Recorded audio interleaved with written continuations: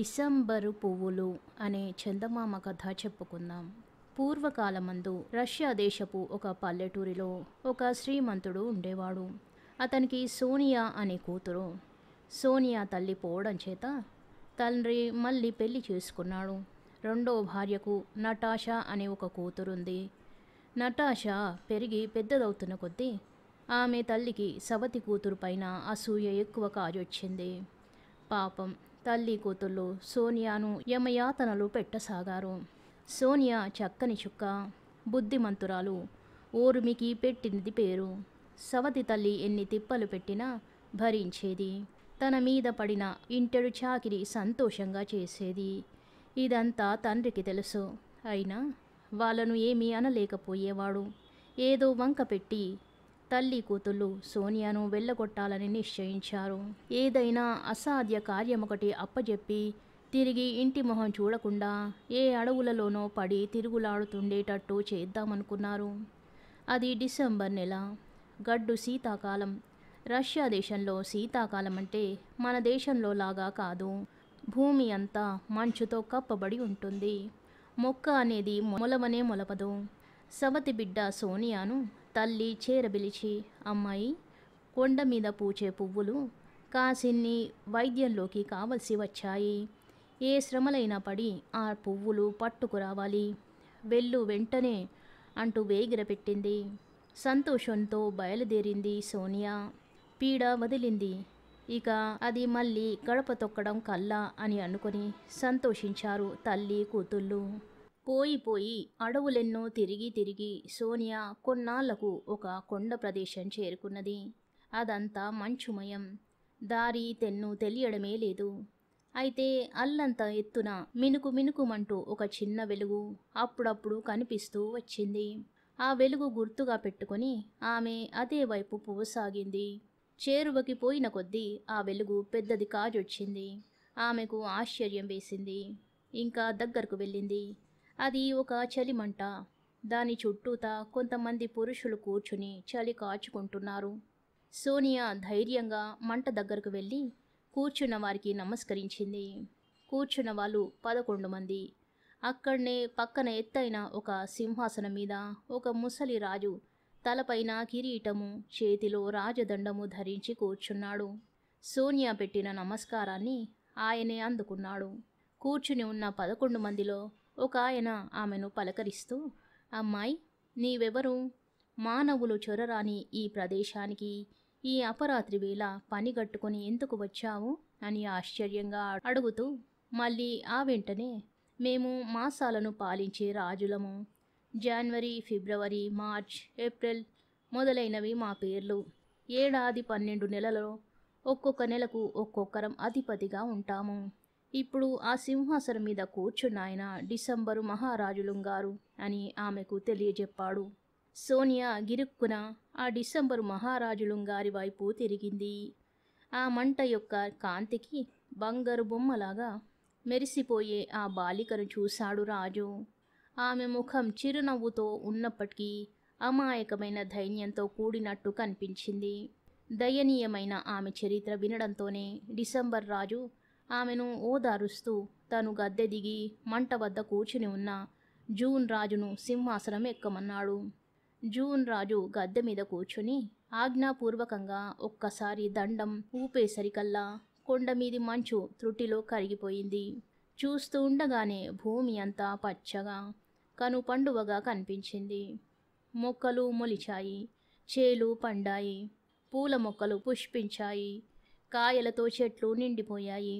రాజు అనుమతిపైన సోనియా అపరిమితమైన సంతోషంతో ఒడి నిండా కావలసినన్ని పువ్వులు కోసుకున్నది. పువ్వులు సృష్టించి ఇవ్వడమే కాకుండా ఇంటికి వెళ్ళే వరకు అవి వాడిపోకుండా ఉండేటట్టు కూడా రాజు వరమిచ్చాడు. సోనియా కోరిక నెరవేర్చడంతోనే జూన్ రాజు గద్దె దిగి మళ్ళీ చలిమంట వద్దకు పోయాడు. అప్పుడు డిసెంబర్ మహారాజుగారు యథాప్రకారం గద్దె ఎక్కాడు. జూన్ రాజు దిగడంతోనే మొక్క మోడి మాయమైనాయి. డిసెంబర్ రాజు ఎక్కడంతోనే మళ్ళీ కొండలన్నీ మంచుతో ఘనీభవించాయి. 12 రాజులకు సోనియా కృతజ్ఞత తెలిపి సెలవు తీసుకొని వెళ్ళిపోయి ఇల్లు చేరుకుంది. సోనియా కంటబడేసరికల్లా తల్లి కూతుళ్లకు అమిత ఆశ్చర్యం కలిగింది. ఏమి? ఆమె తిరిగి వస్తుందని వాళ్ళు కలలోనూ తలచలేదు.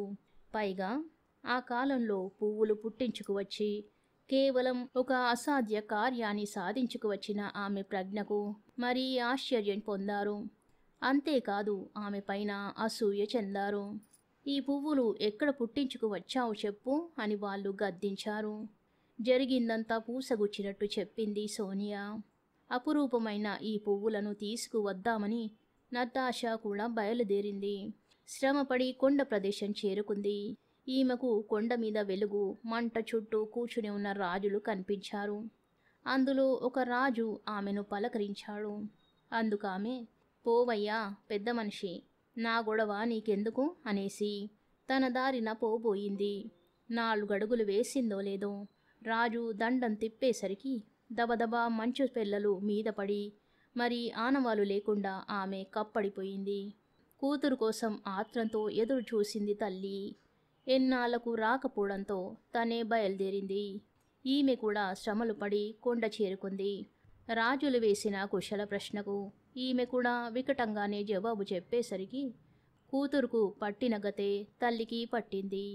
తల్లి కూతుళ్ళు తగిన శాస్తి అనుభవించారు. తల్లి కూతుర్లు తిరిగి రాకపోవడంతో సోనియాకు కలవరం పుట్టింది.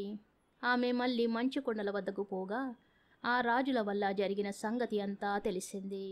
సోనియా తన మాట మంచితనంతో వారి కడుపులు కరిగించి సవతి తల్లిని నతాషాను బతికించుకుంది. జూన్ మాసంలో పూయవలసిన పువ్వులను ప్రత్యేకించి సోనియా కోసం డిసెంబర్ నెలలోనే సృష్టించి ఇచ్చిన జూన్ మహారాజు ఆజ్ఞ ప్రకారం ఆ పువ్వులకు డిసెంబర్ పువ్వులనే పేరు శాశ్వతంగా నిలిచిపోయింది. కథ సమాప్తం. ఉత్తుత్తి ఔదార్యం అనే మరో చిన్న కథ చెప్పుకుందాం. శ్రీనివాసపురంలో కస్తూరి రంగయ్య గొప్ప ధనికుడు. అతని వద్ద అప్పు తీసుకొని వాళ్ళు ఊళ్ళో అరుదు. అతనిలో విశేషమేమంటే పరమలోభి అయి కూడా ఉదారుడిలాగా నటించేవాడు. ఆ గ్రామానికి ఒక హరిదాసు వచ్చి తన చేత కథ చెప్పించే ఏర్పాటు చెయ్యమని కస్తూరి రంగయ్యను ఆశ్రయించాడు. రంగయ్య హరిదాసును 4 రోజులు తన చుట్టూ తిప్పించుకున్నాడు. ఈ లోపల హరిదాసు పక్క ఊళ్ళో సంపాదించుకు వచ్చిన డబ్బు కాస్త అయిపోయింది. పూట గడవక అతను కస్తూరి రంగయ్య వద్దకు వెళ్ళి స్వయం పాకం కోసం యాచించాడు. అదే సమయానికి నాగిరెడ్డి కస్తూరి రంగయ్య వద్దకు అప్పు కోసం వచ్చాడు. కస్తూరి రంగయ్య శెట్టికి హరిదాసును చూపి, వీరు వచ్చి 4 రోజులైంది, కథ ఏర్పాటు చేయించమని అడుగుతున్నారు. నాకేమో వీలు పడకుండా ఉన్నది. ఏమీ అనుకోక కాస్త సహాయం చేసి పెట్టు అన్నాడు. నాగిరెడ్డి సరేనన్నట్టు తల ఊపాడు. అన్నట్టు హరిదాసు గారి దగ్గర చిల్లిగవ్వలేదట. ఈ రోజుకు ఆయన స్వయం పాకం నీ వంతు అనుకో అన్నాడు కస్తూరి రంగయ్య నాగిశెట్టికి అప్పు డబ్బు ఇచ్చి పంపేస్తూ. శెట్టి హరిదాసును తన వెంట అంగడికి తీసుకుపోయి స్వయం పాకం ఇప్పించాడు. అతను ఆ రోజు రాత్రి ఊరి దేవాలయం వద్ద హరికథ కూడా ఏర్పాటు చేశాడు. జనం వచ్చారు.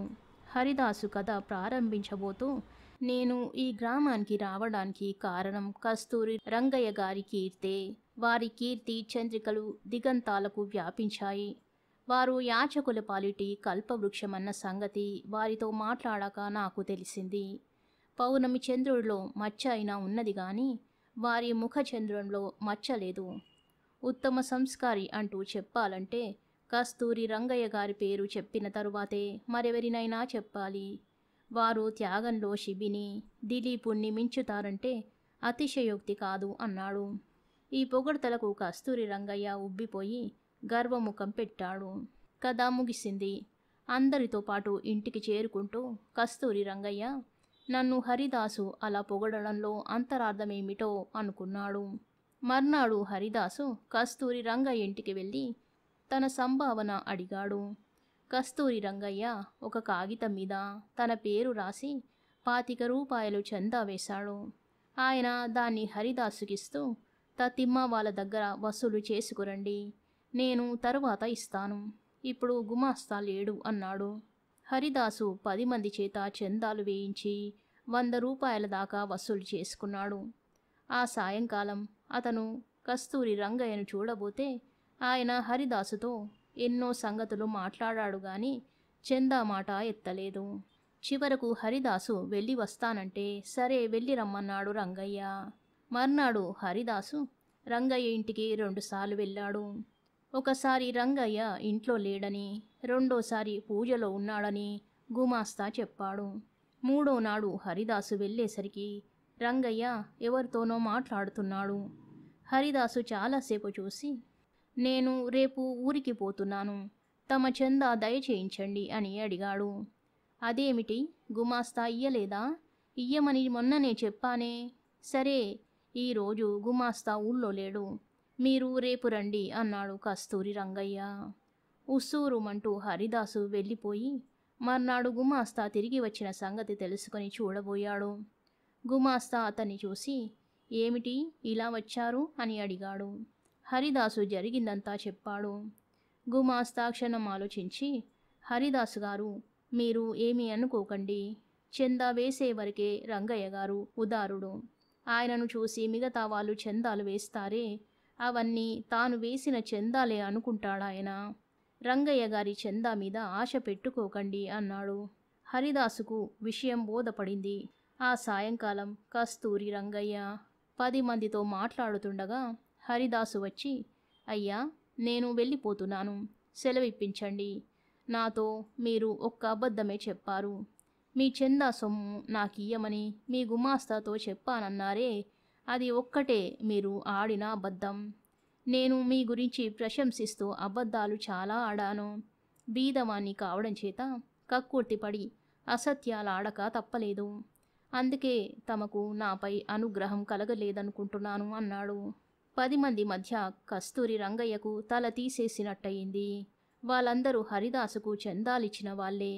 అతను వెళ్ళిపోతున్న హరిదాసును వెనక్కు పిలిచి గుమాస్తా మీద ఎగిరిపడి 25 రూపాయలు ఇప్పించాడు.